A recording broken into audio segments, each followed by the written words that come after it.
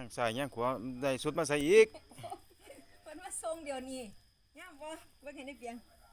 งามอยู่แล้วผู้ซื้อง ามไหมคะ ผู้ซื้องามอยู่แต่ว่าผู้เบิ่งบ่ปานใดวะอ๋อแต่ขามีงานลำแค้นมา มันคือยังซุ่มพ่นไหมโอ้ยโอ้ยยายหัวเราะยายหัวเราะงามบ่อันบ่พอแต่ว่ามันคือยังซุ่มใหญ่หัวเราะย่านอนหัวเราะกักๆๆๆอยู่ฟังวิทยุคุณนายเด้สุดคุณนายเด้ คุณนายใส่เขานอนคุณนายตื่นสวยติ คุณนายตื่นสายค่ะ คุณนายตื่นสายโอ้ยแล้วว่ามันซุ่มสักขังไก่เว้ยซื้อสุดมันซื้อบ่โอ้ยคือบ่ ใส่น้ำแหน่เห็น คือบ่ใส่อันคือบ่เรียกซื้อแอลเกี้ยวๆกว่านี้ แอวมันอยู่พี่แอว เขามาส่งเขามาส่งเมื่อกี้ติ แม่น ว่าอยู่ว่าเพิ่นว่าเพิ่นเล่นโทรศัพท์เพิ่นก็อึบอับอุบอิบอุบอิบอุบอิบไปแท้เพิ่นร้อยซื้อสุดหลายตังค์อยู่นี่น่ะ สวยไหมคะ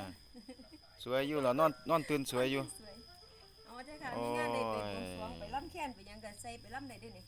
ใส่ล่ำได้อยู่ล่ะ ฟ้อนพี่น้องฟ้อนเห็นบ่ ไปแก้บางนี้ไหมนี่แก้แอลไหม อันใส่สุดแล้วมันก็อยากฟ้อนคือแล้ว ไปแก้แอลไหมไปแก้แอลให้มันจิกไอ้ยุ่มๆเขาไหม เสีย แอลยุ่มๆเขา เพราะว่าข่อยอยากเอา ผ่อนอยู่ผู้เดียวคือผีบ้า ไท เท่าย นั้น เอาดอกไม้มาเฮ็ด จนได้มันก็เฮ็ดผิวมันก็เฮ็ดให้ผิวสว่างอยู่ส่วนนี้ก็ได้เขาเอิ้นสีหยังนี่ สีโอรสจ้ะ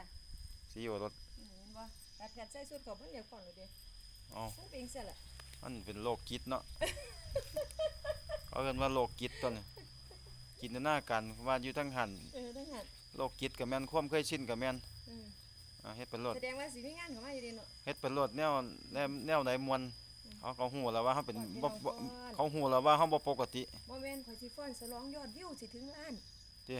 สิได้เครื่องมือครบทุกอย่างแล้วเพราะว่าเดือนสิงหาเพิ่นสิปิดแล้ว เออ ต้องเฝ้าเฮ็ดมันสิบ่ทันหมู่ ให้มันได้ถึงล้านเนี่ย มาถึงอันยอดวิวให้มัน ให้มันถึงล้านจักเที่ยนั้นอย่าพาแต่กินแต่ต้มมาม่าหลาย ให้ไม่ได้กินกล้วยติ มันกินลาบกินก้อยกินเนาะหยอกเนาะย่างนั้นยามใดก็พาแต่ ฟ้อนฉลองยอดวิวพี่น้องฟ้อนท่าฟ้อนท่าย ามใดก็พาแต่เบาละหันกินแต่ต้มมาม่าอยู่พอปานนั้น ฟ้อนท่าฟ้อนท่าฟ้อนลงไปตากแดดฟ้องชะแดดปุ่นแดดเปรียงๆฟ้อนไปฟ้อนมาก็สิฝนถึนมาแล้วจังหน่อย จังว่าเพื่อที่จะส่งกดขึ้นมานั่นตัวนี้ เอาได้สุดใหม่ โอเคค่ะพ่อละจ้า เพิ่นได้สุดใหม่เพิ่นกำลัง สุดใหม่ค่ะ สุด สวยบ่ค่ะ ไปแก้แอวไหมให้มันยุ่มๆกว่านี้โอ้ยคนนึง ยุ่มขอกินหน่อย คนนึงสูงกว่าไปมาบ่มีแอวคือกบนี่ไหม โอ้ โอ้ย โอ้ยบ่โพดนะเจ้าโอ้ย เอาแล้วละ เม็ดไหล